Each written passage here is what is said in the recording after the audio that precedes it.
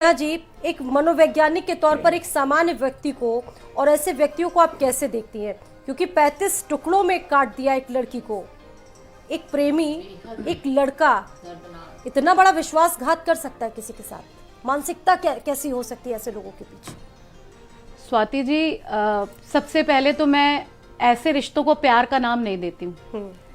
मुझे ऐसा लगता है कि ये प्यार से ज्यादा साथ रहने की एक आदत सी है जो हमें एक जिद्द बना देती है कि हमें ये चीज करनी ही है और इसके साथ हमें रहना ही है और ये चीज हमें पानी ही है।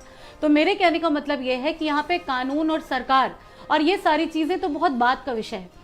अब अभी हम यहाँ एक कमरे में बैठे हुए हैं, आप अचानक से आए और मेरे ऊपर वार कर दें कि मुझे आपकी बात अच्छी नहीं लगी और आप मुझे किसी तरह का हार्म पहुंचा दें, तो अब इसमें अगर मैं किसी भी चीफ मिनिस्टर को लाऊं, मैं किसी जस्टिस को लाऊं, मैं किसी लॉयर को लाऊं, ये बात तो बहुत बाद में आएगी जब वो कांड हो चुका होगा, क्योंकि हर वक्त हर कमरे में हर व्यक्ति तो मौजूद नहीं है। लेकिन मुझे यहाँ पर ऐसा लगता है कि ये जो पर्सन जिसने ये कांड किया है, इसका अगर रिकॉर्ड देखा जाएगा, इसके लोगों से बातचीत की जाएगी, इसके परिवार में, तो इसका ये एग्रेशन, इसकी इस तरह की व्यवहार करने की जो प्रवृत्ति रही है, ये पहली बार नहीं रही होगी। और श्रद्धा ने भी कहीं ना कहीं बहुत सारे साइकोलॉजिकल, बहुत सारे प्रेशर, बहुत सारे डिप्रेसिव ऐसे मूवमेंट्स जरूर बियर किए होंगे जो कंडीशन यहाँ तक आई है। मैं अगर 2020 में अभी बात हो रही है कि 2020 में उसने एक लेटर दिया था, या ऐसा नहीं है कि उसने सिर्फ पुलिस में जाकर ये लेटर दिया होगा, जरूर उसने किसी अपने से कोई ना कोई ये बात जरूर शेयर की होगी, या कुछ ना कुछ ऐसा जरूर रहा होगा कि ये बात उससे हटकर कहीं और गई होगी।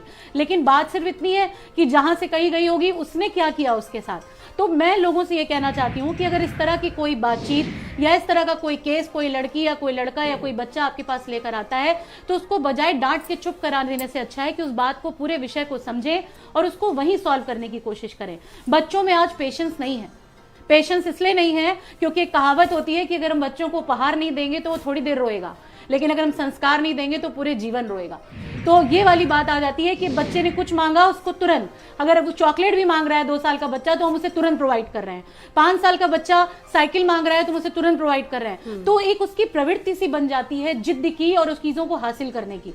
तो श्रद्धा के केस में भी यही मामला मुझे लगता है कि यहाँ पर बहुत सारी ऐसी लड़ाई झगड़ा, ये विड्रॉ जैसी सिचुएशन आई होगी। संतुलन से क्रिमिनल का क्या रिश्ता हो सकता है? देखिए, क्रिमिनल का रिश्ता हो सकता है क्योंकि अपनी बचत करने के लिए या खुद को बचाने के लिए इंसान इस तरह के हथकंडों का इस्तेमाल करता है। क्योंकि अगर वो कोई किसी का मर्डर कर रहा है या किसी को मार रहा है तो वो पूरी तैयारी से ये काम करेगा ना, प्लानिंग से ये काम करेगा। अगर आप किसी को छोटी सी भी नुकसान पहुंचाने की कोशिश करेंगी तो उसको बता के तो करेंगी नहीं, तो जाहिर सी बात है कि आप पूरी प्लानिंग के थ्रू करेंगी। तो उसने ये जो चीजें प्लान की कि उसको हमें ऐसे मारना है, ऐसे टुकड़े करने हैं, एक एक करके हमें हटा देना है, न रहेगा बांस न बजेगी बांसुरी, तो उसका यही प्रोविजन। क्रिमिनल जब आदमी एग्रेशन, बहुत एग्रेशन, उसका नेगेटिव इमोशंस उसकी पर्सनालिटी में हाई हो जाते हैं, तो वो क्रिमिनल माइंड हो ही जाता है। और क्रिमिनल माइंड कहीं ना कहीं बेसिक उसकी टेंडेंसी में, मतलब पेरेंटिंग वगैरह जो शुरुआत कहते हैं, बुनियादी जो शिक्षा है, जो संस्कार है, जो परिवेश है, वो सब भी बहुत ज्यादा बिल्कुल मायने रखता है। मुझे लगता है कि, लेकिन मैं ये भी कहना चाहूंगी कि किसी के माँ बाप किसी बच्चे को ये संस्कार नहीं देते कि तुम किसी को हार्म पहुंचा दो वो। लेकिन बात सिर्फ इतनी है कि बच्चे की गलती पर, बच्चे की एक गलती पर आप उसको कैसे टैकल करते हैं। तो अगर आपने 5 साल में आप नहीं संभाल पाए, 10 साल की उम्र में नहीं संभाल पाए, 15 साल की उम्र में नहीं संभाल पाए, तो धीरे धीरे धीरे व्यक्ति आपके हाथ से निकलता चला जाता है। तो ये किस्सा यहाँ तक पहुंचा है, तो इसके पीछे भी बहुत सारी ऐसी चीजें हैं जो हमें आपको नहीं पता है। तो किसी भी केस को पूरी तरह से हम समझे नहीं, ऐसा नहीं है कि दोनों का वक्त साथ नहीं गुजरा होगा या दोनों इंगेज नहीं रहे होंगे। कहीं ना कहीं अगर साथ रहते थे तो कुछ तो चीजें ऐसी रही होंगी, लेकिन अचानक से हालात बिगड़े या किन लोगों को इसके बारे में जानकारी हुई लेकिन उन्होंने इनिशिएटिव नहीं लिया या समाज के डर से उसको चुप करा दिया। जब एक बार व्यक्ति कह चुका है कि मेरा मन करता है कि मैं अपनी जान ले लूं, तो हमें सतर्क हो जाना चाहिए, क्योंकि अगर वो ये कह रहा है तो वो ऐसा कर भी सकता है। तो अगर ये बात उठी थी आज से 2 साल पहले या आज किसी भी के साथ ऐसा हो रहा है, तो मैं सबसे निवेदन करती हूँ कि अपने बच्चों से, अपने स्टूडेंट से आप बातचीत करें और उनके मन के भाव को जानने की कोशिश करें। ठीक है।